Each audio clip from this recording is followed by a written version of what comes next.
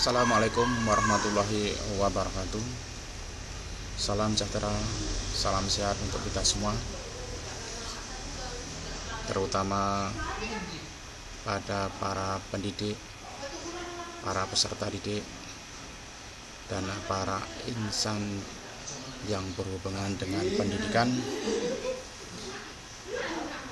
Mendekati tahun 2022, sudah dihebohkan dengan berita dengan adanya perubahan kurikulum 2022. Kali ini saya mau membacakan apa itu kurikulum 2022 dari karya Dr. Supangat,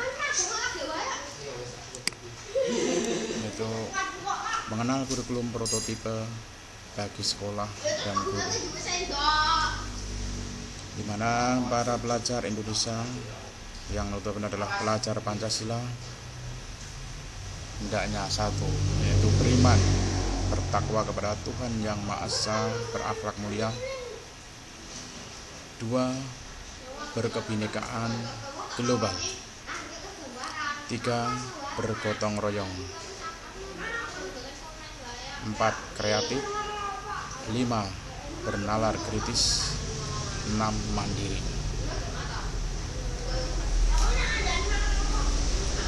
Manajemen sekolah berbasis mutu. Kurikulum 2002 mengenal kurikulum prototipe bagi sekolah dan guru. Judul buku Kurikulum 2022 mengenal kurikulum prototipe bagi sekolah dan guru. Penyusun Dr. Supangat. Penerbit School Principal Academy, Depok, Jawa Barat, Indonesia. Kata pengantar: menumbuhkan karakter pelajar Pancasila. Di akhir 2022 ini, para pengelola sekolah, khususnya guru, dihebohkan dengan akan diterapkannya kurikulum baru pada tahun depan, yaitu 2022. Sebenarnya kurikulum ini sudah disiapkan beberapa tahun lalu untuk diimplementasikan pada program sekolah penggerak.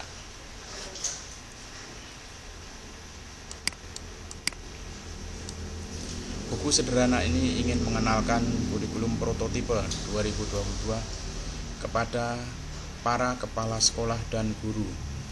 Beberapa pertanyaan yang muncul: apa perbedaannya dengan kurikulum 2013?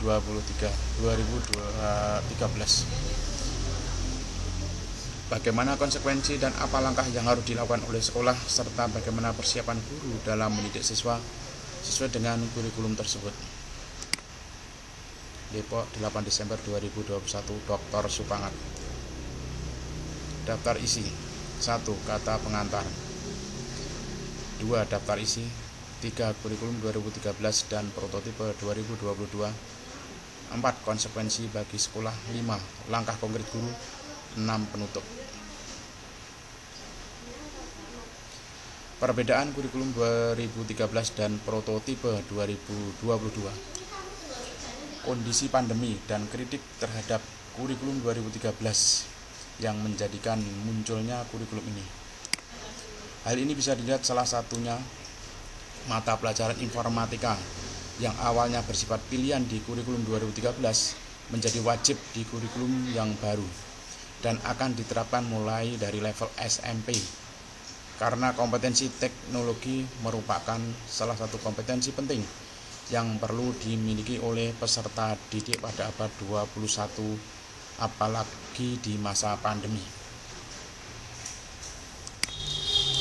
Secara singkat, kurikulum prototipe 2022 ini memiliki beberapa karakteristik, antara lain: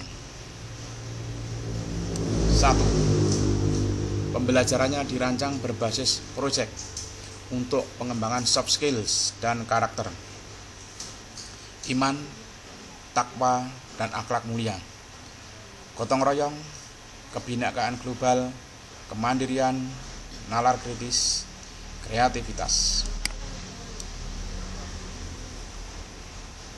2. Fokus pada materi esensial sehingga ada waktu cukup untuk pembelajaran yang mendalam bagi kompetensi dasar seperti literasi dan numerasi. 3. Fleksibilitas bagi guru untuk melakukan pembelajaran yang sesuai dengan kemampuan murid, teach at the right level, dan melakukan penyesuaian dengan konteks dan muatan lokal. Pemaparan Kemendikbud.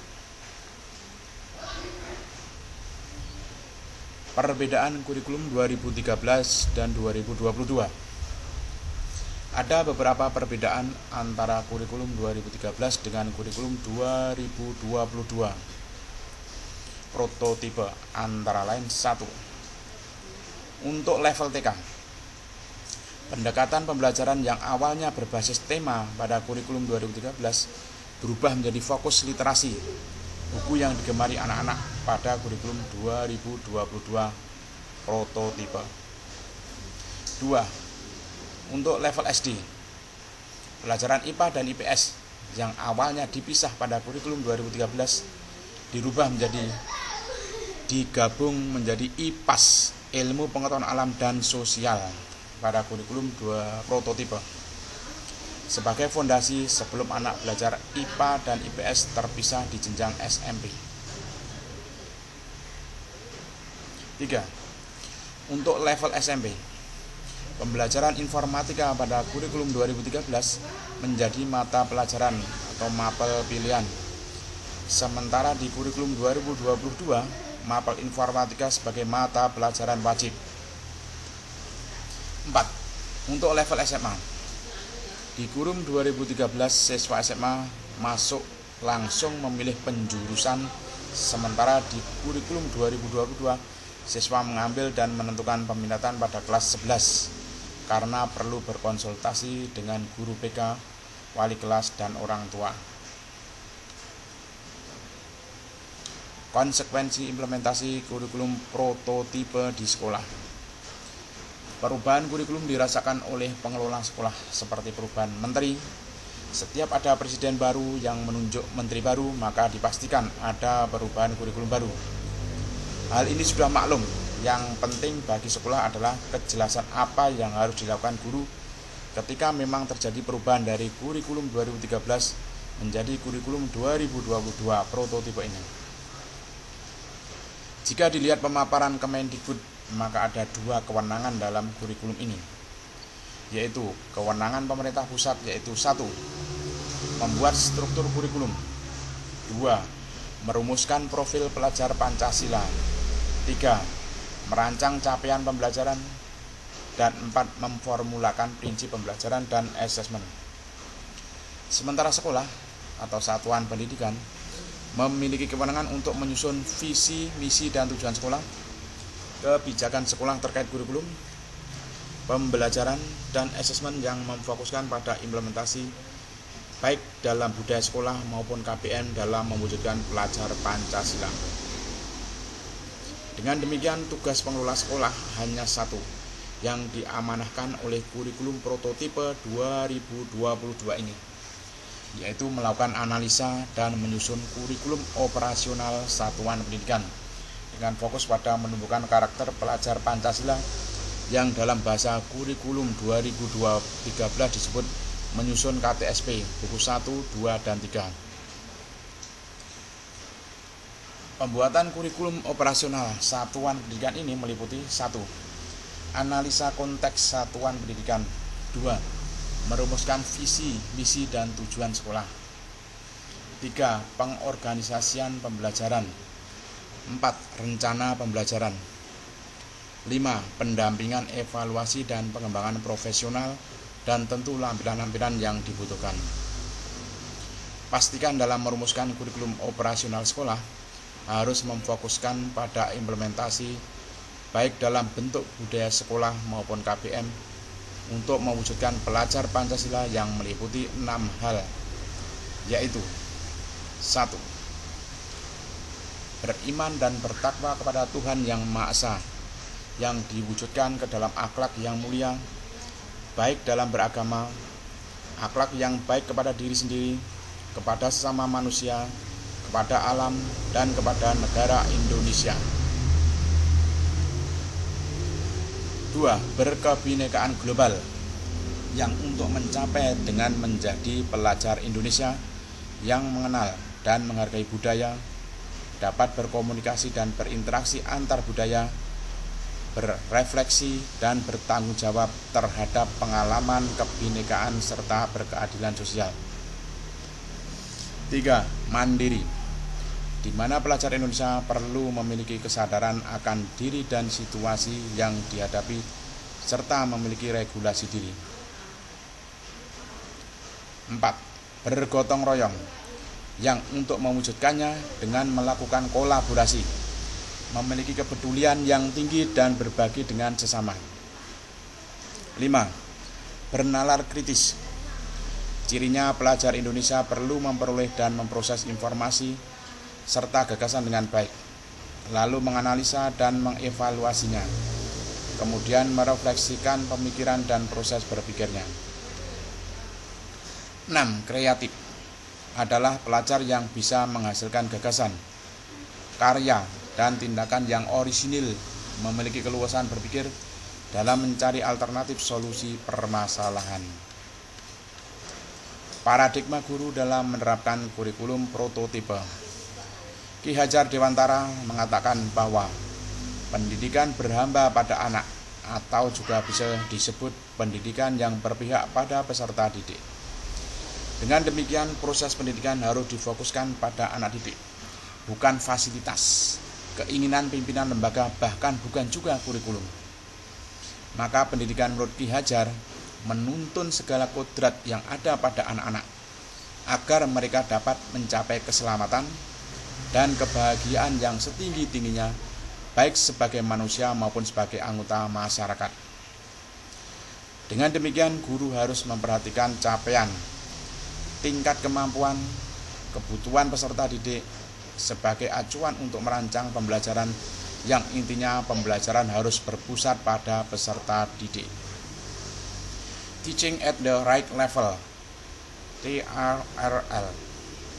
Pengajaran dengan menggunakan pendekatan TRL adalah mengatur peserta didik tidak terikat pada tingkatan kelas, namun dikelompokkan berdasarkan fase perkembangan ataupun sesuai dengan tingkat kemampuan peserta didik yang sama, sehingga acuannya pada capaian pembelajaran namun disesuaikan dengan karakteristik, potensi, kebutuhan peserta didiknya.